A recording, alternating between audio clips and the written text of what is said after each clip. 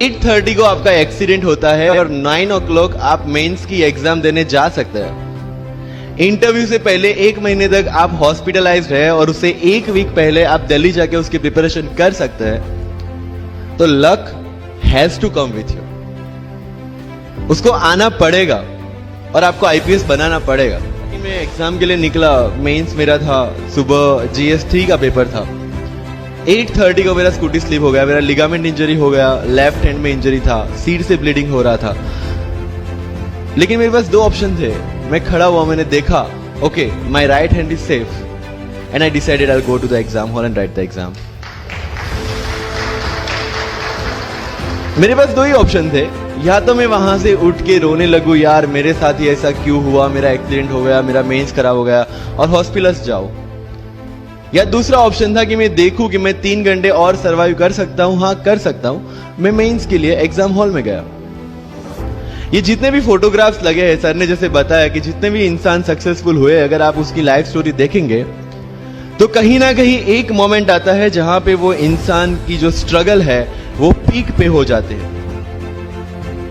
वो इस मोमेंट पे आपको डिसाइड करना है कि आपको वहां से यू टर्न लेना है या आपको वहां से आगे निकलना है। इन सब लोगों ने डिसाइड किया कि उनको वहां से आगे निकलना है। एंड दैट इज द फंडा ऑफ लाइफ।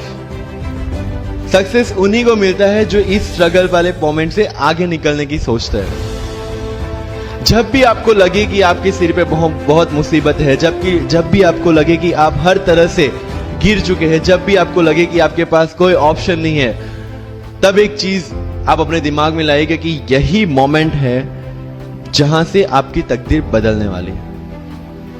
क्योंकि डायमंड जो होता है वो जितना ज्यादा घिसता है उतनी ज्यादा उसकी वैल्यू होती है। सोना जो होता है वो जितना ज्यादा तपता है उतनी उसकी वैल्यू होती है। अगर आप जिंदगी में तप रहे हैं, अगर आप जिंदगी में घिस रहे हैं, अगर आपको लग रहा है कि आप हर तरह से मुसीबतों में गिरे हुए हैं, तभी आपकी जो वैल्यू है वो बढ़ने वाली है। और यही मेरा एटीट्यूड रहा है। लोग बोलते हैं कि तुम्हारी फाइनेंशियल कंडीशन ठीक नहीं थी, पापा इलेक्ट्रिशियन थे, मम्मी हाउसवाइफ थी, डायमंड के कारखाने में काम करती थी, उसके बाद उन्होंने मैरिज में रोटियां बनाने का काम किया और उस तरह से मैं पढ़ा। लेकिन जब मुझे पूछा जाता है कि ऐसी कौन सी चीज है आपकी लाइफ में जो आप बदलना चाहते हो, एंड आई सेड नथिंग। क्योंकि अगर वो चीजें नहीं होती मेरी लाइफ में तो शायद आज आपके सामने मैं नहीं होता। तो अगर लाइफ में प्रॉब्लम्स है, अगर लाइफ में स्ट्रगल है, जैसे सर ने बताया struggle is a part of life and I strongly believe in that. Bharat वर्ष का सपना चंद्रगुप्त ने देखा, चाणक्य ने देखा, और उस भारत वर्ष को बनाने के लिए जब ये संघर्ष जारी था और तब राजा धनानंद की डॉटर दुर्धरा से चंद्रगुप्त को प्यार हो जाता है, और जब चाणक्य उनको बोलते कि नहीं तुम्हें उससे दूर रहना है, तब चंद्रगुप्त बोलता है आचार्य कभी कभी सोचता हूं कि जिंदगी में या ये भारत के सम्राट बनने के लिए इतना त्याग, इतना बलिदान ना देना होता तो। और तब चाणक्य रिप्लाई करते हैं तो हर कोई भारत का सम्राट होता। This is the fundamental rule of life. अगर आईएएस बनने के लिए, आईपीएस बनने के लिए सैक्रिफाइस करना नहीं पड़ेगा, अगर उसके लिए आपको त्याग नहीं करना पड़ेगा, तो आज पूरे इंडिया में हर घर में आपको आईएएस आईपीएस मिल जाएंगे। मुझे एग्जैक्ट डेट याद है, 23 मार्च को मेरा इंटरव्यू था। 20 फरवरी को मुझे हॉस्पिटल में एडमिट किया गया क्योंकि मुझे इन्फेक्शन हो गया था बॉडी में एंड बहुत हाई फीवर था, तो आईवी के अलावा कोई ऑप्शन नहीं था।